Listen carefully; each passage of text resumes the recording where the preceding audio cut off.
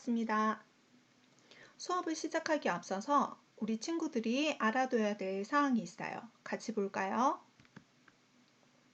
저작권법 제25조 2항에 따라 학교 수업을 위한 저작물을 이 외의 공간에서 공유 또는 게시하는 행위는 저작권법 위반에 해당됩니다. 이게 무슨 말이냐면 이 학교 수업을 위한 이런 자료들을 수업에서만 이용 가능하지 이것을 다운받아서 타 공간에 게시하거나 공유하는 행위는 안 된다는 거예요.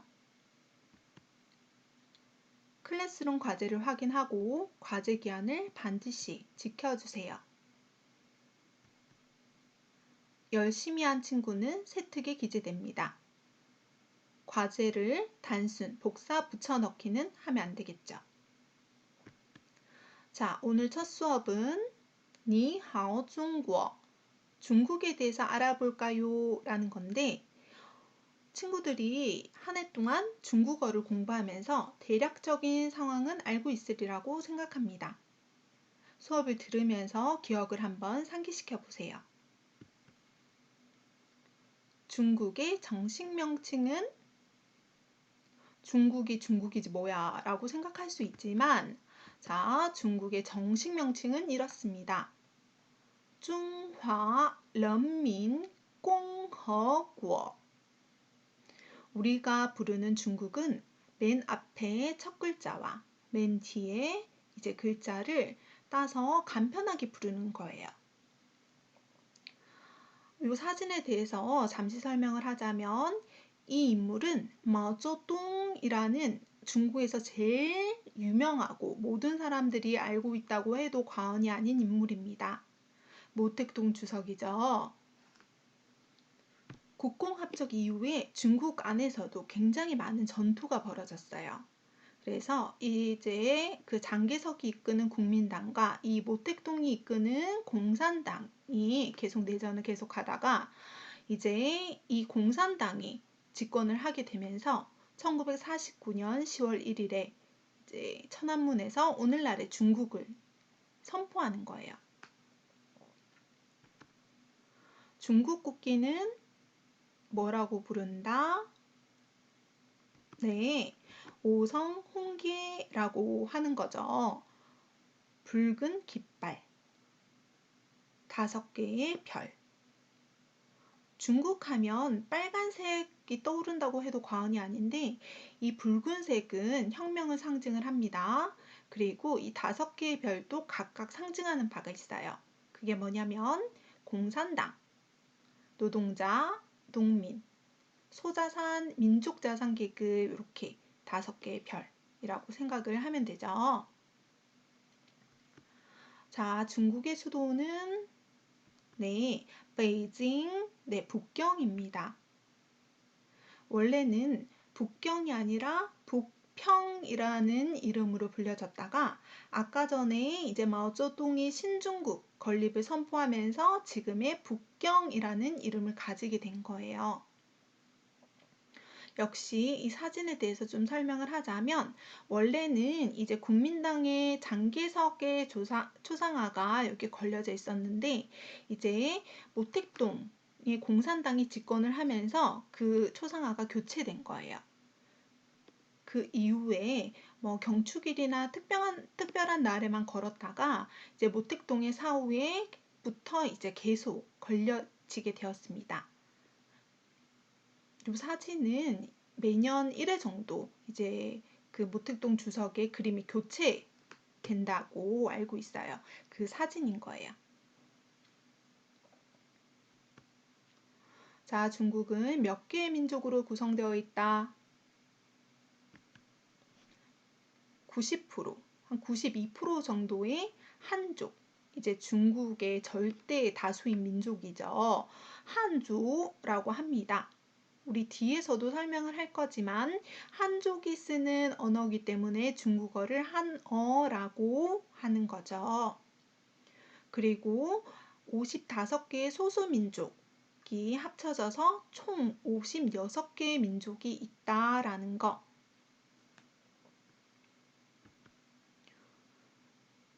중국을 대표하며 중국 국가 지정 1급 야생보호동물은 무엇일까요?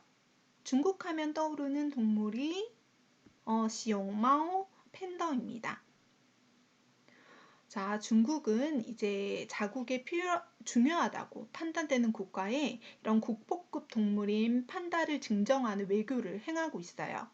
그런데 돈을 받고 이제 장기 임대해주는 방식으로 이 팬더 외교를 진행하고 있는데 한마디로 얘기해서 분양된다고 볼 수 있는 거예요. 여기에 있는 아이바오와 러바오는 2016년에 한국에 도착해서 그 이후에 계속 살고 있습니다. 아이바오와 러바오의 이름은 이제 중국 국민들이 투표를 해서 짓는 거예요. 아이니 라고 했을 때 이 아이가 사랑, 바오는 이제 바오바오라고 해서 중국에서는 보배 또는 뭔가 사랑스러운 존재라고 하는 뜻으로 바오바오라고 많이 합니다. 그래서 아이바오는 사랑을 주는 사랑스러운 보물, 그 다음에 러는 우리 샹러 콰러라고 했을 때 그 러예요. 즐거움을 주는 우리 보물이라고 해서 아이바오와 러바오라고 이렇게 이름을 지었죠. 중국의 행정구역 어떻게 이루어져 있는지 한번 봅시다. 자, 중국은 몇 개의 직할시가 있다? 4개의 직할시가 있어요. 베이징, 티엔진이라고 해서 북경과 천진의 관계는 우리나라의 서울과 인천과의 관계와 비슷합니다. 그리고 상하이는 우리에게 그래도 좀 익숙한 중국의 도시 중에 하나죠. 중국에서 이제 최대 상업 도시이면서 경제의 중심이라고 할 수 있어요. 그 다음에 종칭이라는 중경이라는 이런 도시도 있고요. 그래서 4개의 중요한 직할시와 그 다음에 자치구라고 해서 스스로 다스릴 치, 스스로 다스릴 수 있는 구역이라는 이 자치구, 자치족. 자치구는 몇 개로 이루어져 있다? 위구르 자치족, 위구르 자치구, 티벳 자치구, 그 다음에 영화 회족 자치구, 내몽고 자치구, 광서 장족 자치구.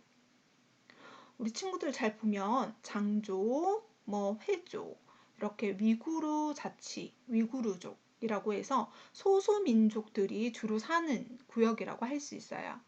그래서 이런 소수민족 정책 중에 하나로서 이제 너희들의 관습에 따라서 어느 정도 이렇게 허용을 해주는 그런 지역이라고 생각을 하면 됩니다. 그리고 몇 개의 성이 있다? 다 세어보시면 우리 22개의 성과 중국에서는 대만, 타이완을 23번째 성으로 간주하고 있기 때문에 만약에 이제 우편을 보낼 경우에는 국내 우편을 이용을 한다고 하네요. 다음에 우리 특별행정구역이 2개가 있어요. 홍콩과 마카오가 있는데 홍콩은 97년에 영국으로부터 반환이 되었고 이제 마카오는 99년에 포르투갈로부터 이렇게 반환이 되었어요. 그래서 오랜 기간 영국과 포르투갈 영으로 이렇게 있었기 때문에 뭔가 중국의 현재 상황이나 정치 상황과 맞지 않는 부분이 있어서 이렇게 특별 행정구역으로 지정을 해놓게 된 겁니다. 다 보시면 여담으로 얘기를 하면 이제 우리 코로나가 굉장히 좀 이슈 중에 하나인데 코로나가 제일 처음에 발견된 이제 무한은 허북성에 위치하고 있어요. 자, 중국의 표준 이제 중국어를 일컫는 말은 같이 한번 읽어봅시다. 부통화라고 하죠. 부통화라고 하기도 하고 보통화라고 하기도 합니다. 자, 아까 전에 우리 중국어를 선생님이 한족이 쓰는 언어라고 한다고 했죠. 이 한어 안에 부통화, 표준어와 그 다음에 방언, 사투리에 해당하는 방언이 있어요. 한어가 조금 더 상위 개념이라고 생각하시면 됩니다. 우리는 표준어를 배우는 거니까 이 부통화를 공부하는 거죠.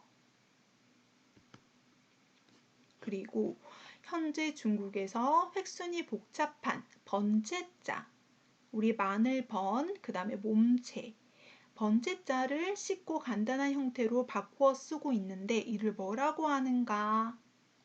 친구들이 보면 대만이나 우리나라나 이제 대만은 이 한자가 익숙하죠. 번체자를 채택하고 있는 거예요.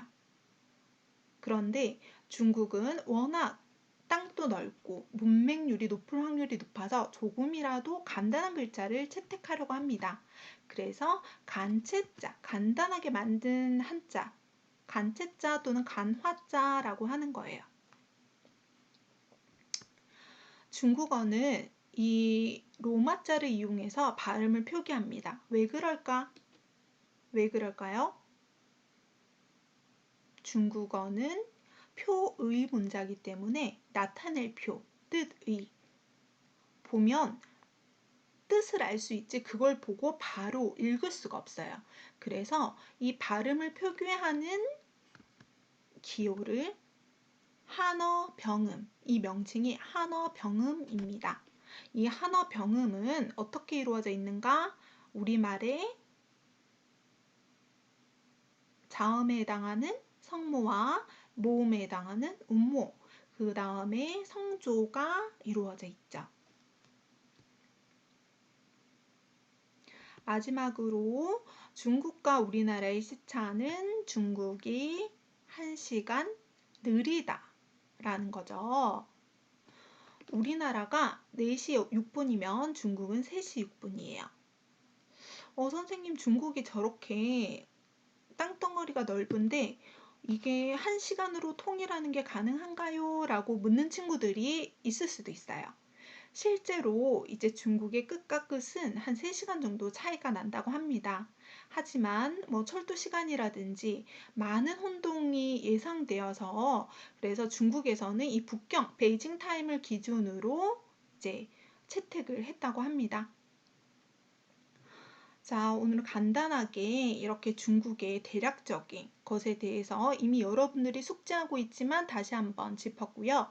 다음 시간에는 우리 발음에 대해서 중국의 발음 요소를 이해를 하고 친구들이 바르게 쓸 수 있는지 연습하는 시간을 갖도록 하겠습니다.